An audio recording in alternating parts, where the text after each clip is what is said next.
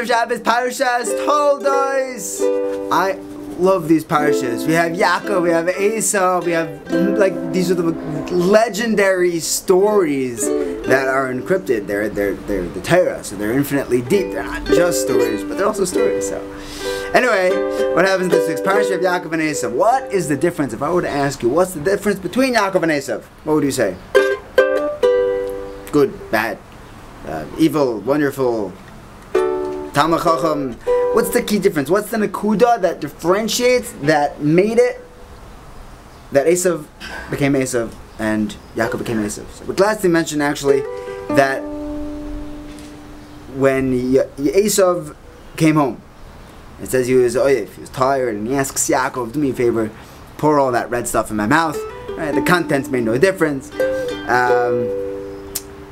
Rashi says that that day he was over on the Gimel Averis Chamuras. So the Glaston says, like, who says? Like, where did Rashi get that from? The answer is that Esau was tired. And the results of Yush, of giving up, of dropping out, is Ra. Yaakov, on the other hand, the Ramban says next week's Parsha, he shows up at the Be'er after a long trip. And he pops off the giant stone. The shepherds, these ruffians couldn't do it because and yeah, he was tired from the trip. And the Ramban says you got koyach from connecting to Hashem. Disconnecting from Hashem leaves a person oyev v'yagea.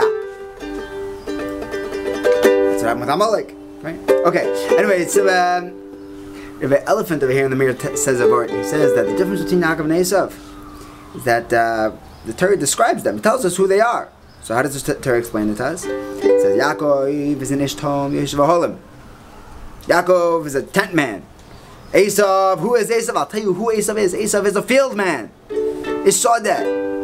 It's like, look, there are better ways of explaining someone. You know, you want to tell someone on a shidduch resume, you want to describe who they are. You don't tell them what block they live on. You say, what kind of a person is he? What kind of a person is she? Why is the Torah explaining us the mahus of these people based on where they hang out? He's in the tent. He's in the field. Okay. How does that define who they are? And the part is that was what defined them. Even when Yaakov was out on the field. Even when Esau was in the tent. Even when Esau was sitting in Shir, he was in the field. And even when Yaakov was out, I don't know what Yaakov did when he wasn't learning, but he was still the base medrash. His godless wasn't that he learned 24/7. His daughter testifies that he didn't. He had a normal day. But whatever he was doing in his normal day, there was Torah going on up here. In fact, the Brisker Rav says that the Baruch Shalom gave him a matana. Hashem gave me an attic, he said. What's this attic? He says, my attic is that I have two stories in my brain. And no matter what I'm doing in my lower level, in the first floor of my brain, there's Torah going on upstairs. It's a brisker brain. But the word is that we should be able to be who we want to be. We should be able to be in the base medrash. We should want to be in our tehillim. We should want to be doing avodas Hashem, even when we have to do something that's not obviously avodas Hashem. And if we keep our mind in the right place, then we're going to be an ishtam yeshiv halim no matter what we do. There's a ma'aseh shahaya. Recently there was a class trip from Bnei Brak to a water park. Right? Pesach Kron says over the story. And they showed up at this water park, and there's two big buses of the whole cheder loaded up, and they're all excited, and they have their bathing suits in their backpack, and they show up at the park, and they were told to be there at 10 a.m. because they have to pack out by, 12 o'clock, 1 o'clock when there's a girls group coming in. They showed up exactly at 10 o'clock, and they look outside, and there's a whole chevra of a whole Beis Yaakov is already piling in. All the girls are already there. So the Rebbe said, hang on guys, I have to go see what's happening. And he goes into the office and he said, what's going on over here?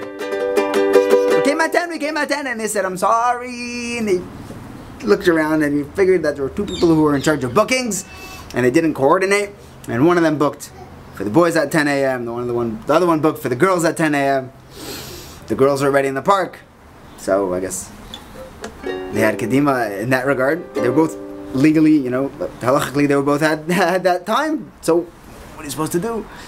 The Rebbe said, okay, we'll have to come back. How am I going to tell this to the boys? He comes onto the bus and he says, Chevra, grabs the mic, says, I have terrible news for you. Yeah. You know, it's mamash kinnis over there. And for these kids, they were looking forward to this trip forever. And now, that's it. In a second, we're going back to yeshiva. Nothing against yeshiva, but like it's not a water park, you know? It's a different experience. So it was a little tumultuous over there. Anyway, at one point, an 8th grade kid comes over to the Rebbe and says, "Can I use the mic?" He's like, "Look, what do you have in mind?" He's like, "Trust me, give me the mic." He's like, "Trust you, okay." He's like, "Can't get worse, you know?" He gives the kid the mic, and the kid says, "Chevra, do you know what we just did? We just made a Kiddush Hashem. You know why? We didn't go into the office and start yelling and screaming. We didn't get off the bus. We listened, we stayed on the bus, and we accepted it, be'ava, b'ratza, and this is what Hashem wants from us." He says, "Chevra, let's sing. Let's sing for the chance that we just had to make a Kiddush Hashem."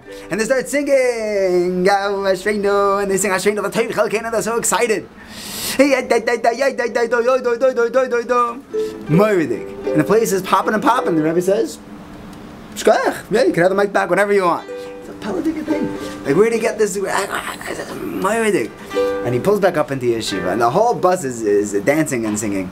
And Manal was trying to figure out what just happened. Like, they were supposed to be in the water park. And he asked the Rebbe, "What's going on?" He says, "We got canceled. There was a miscommunication."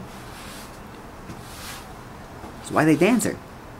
He says, "I have to tell you, it was the wildest thing. One of the kids got up, a little 8th grade boy, and he gave up this whole rowling speech about how he made a Kiddush Hashem, and the guys are mamish pumped that they made a Kiddush Hashem today." It's like, wow. Okay, so let's go deal with the second bus. Second bus pulls out, and they're dancing and singing. Now the first Rebbe goes onto this bus, and he goes to the Rebbe who's running, this is for the younger kids, and he says, what's happening here? And he said, "I'm telling you, I told them we couldn't go in, and it was sakavay. It was terrible." And then this one 5th grader gets up, and he says, "Rebbe, can I use the mic?" I mean, he's a little 5th grader, I'm not gonna like, I thought, hey, it can't get any worse. So I gave him the mic, he grabs it, and he says, "Chavra, do you know what we did today? We made a Kiddush Hashem. We didn't go in there. We didn't riot. We didn't yell at our Rabbeim. We didn't make a big deal about it. We accepted a be'ava v'ratza, and you know what we're gonna do? We're gonna sing. We're gonna dance.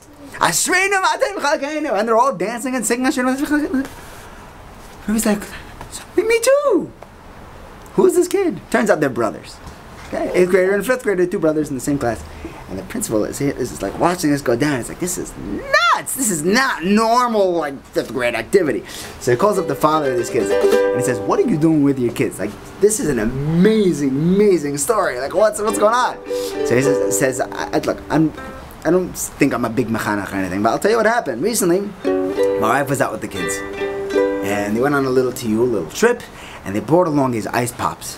And as they're about to open up the ice pops, my wife looked at it and saw that this wasn't a hechsher that we rely on. Now, that's not kosher or anything. We're like, they're machmer b'nei brak. B'nei brak, they keep the world standing, so they have the highest hechsher." So he looks at, she said, "Kindlech, I'm sorry. I'm going to ask you to go home, and when we get home, you can raid the fridge, raid the freezer. You can have any cake, cookies, and ice cream we have at home, but let's not eat these, okay?" And the kid said, "Okay, mommy, say it." And they went home, and Taka, they got a little ice cream out of the fridge, and that's what they had. Anyway, the father comes home and says, why is the freezer open? Why are the tubs of ice cream out? And she told him what happened, and he said, "That's amazing." He said, called over his kids. He said, "Guys, look, what you just did today was a massive Kiddush Hashem. Massive Kiddush Hashem. You had ices in your hands and you didn't eat it. That's nuts for a 5th grader, for an 8th grader. Do me a favor. Give him a couple of shekels. Now go to the store, go buy yourself something nice. Go buy some more ices. Go buy some more ice cream." And while they were out shopping, he said, "Me and my wife, we set up the table like a Shabbos table, and we made a whole feast. And when they came home, they were a little confused. And we explained to them, we said, "Do you know what a Kiddush Hashem is?" Hey, Ashreinu, we started singing and dancing for like an hour. And it was like they just did the most incredible thing in the entire world. Because that's what a Kiddush Hashem is. In fact, a couple of days later, someone came over and she brought some ice pops. And the kids went over to their mother and said, "Mommy, is this kosher or is this an Ashreinu?" ice pop, right? That's how they look at it now. Is this a Kiddush Hashem, or is this something we can eat? The Vort was that they were able to, they built up their pride in making a Kiddush Hashem so much that no matter where they were pumped to make a Kiddush Hashem. They were Yidden, and they were proud to be Yidden, and they brought that with them no matter where they were. And when you go to a Teal, sometimes you see guys, right, in the yeshiva, they're one person, and now like on vacation. Now it's summertime, now it's Ben Zmanim, now, and they're to be able to lock into who you are and carry that with you, even when you're not sitting in the oil. But to be an Ishtam Yeshiva Holim, even when you're in the Sadeh, that's the Galus, and that's what we got from being Bnei Yisrael, from being Bnei Yaakov. And we will be Zeicha to self-understanding and to carry the Shem Shemaim with us wherever we go. Ashreinu matov chelkeinu umanoyin goyer aleinu umayofa yerushaseinu Ashreinu matov chelkeinu umanoyin goyer aleinu umayofa yerushaseinu. Ba ba ba ba ba ba ba ba ba. Hey hey hey ba ba ba ba ba ba ba ba ba ba. Hey hey.